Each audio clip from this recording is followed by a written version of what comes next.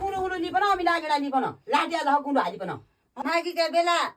आज छोकाल गरेर डेलो पाँडो अरी घरौडो गाई भैँसाको धुनी फुनी अरी तमिकी खानु अरी भलो उर्ता निकेर झानु नै आज त झानै देऊ पो न म के माइते के यता डल्ला खाने है क ढोकाला पहिला बाहिर आएछ हुनु नै त बदियो र त ढोकाला तर खाइरी सेल खाइरी अब त्यो खाने थोके खाइरी दही भात खाइरी हौ गोठभरि गोरु यस्तो बिनको जर्सी खाइ बोक्या बारको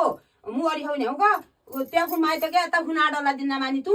त्यसै त्यो माइते धाने भ्याकी तु माइते धाने भ्याकी तसी तौरा खुट्टा चेपु छकाल बाहर हात दिने तौरा खुट्टा चेप्दा चेप्दा 15-16 वर्ष भइगे माइत जान पाउनु नै मैले तौरा ए चिस्ना घरौडो कति काम हुँदो पर हब्बै चेली बुहारी बेली पुरुई बाइगे मुकी त आज हब्बैतिर घरौडो बनाउँदा पनि तमीले आज मुकी जान दिनु नै आए हे यत्ता बिना लत लत यता डल्ला तडुला यो भजालो खाइली तेरा आइतिका होइ सुना डल्ला दिना मानि तुलाई माइतको जसो भए न मायाले दिए सिन्ने कर्काला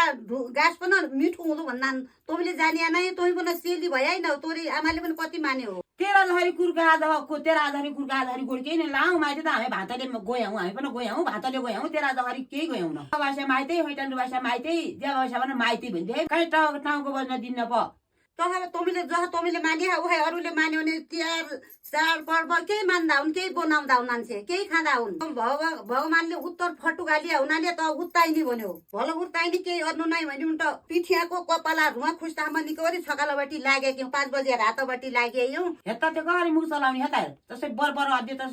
कसो अध्य अनि धरतीमा मुख आवाज खुल्छ हो अब मागा महिना रातिका दिन माइत जानु पाउन मैले दिदी बहिनी भेट्न पाउनु नै माइत जानु पाउनु नै क्या भुगेको राजने भ्याइलाई त्यो सिधै लुडाको त न तेरा घर सिरा पडी गया केही न सिरा पड्या तौरा घर तौरा त्यही डाकाले म पुरा घरले सिलाज भयो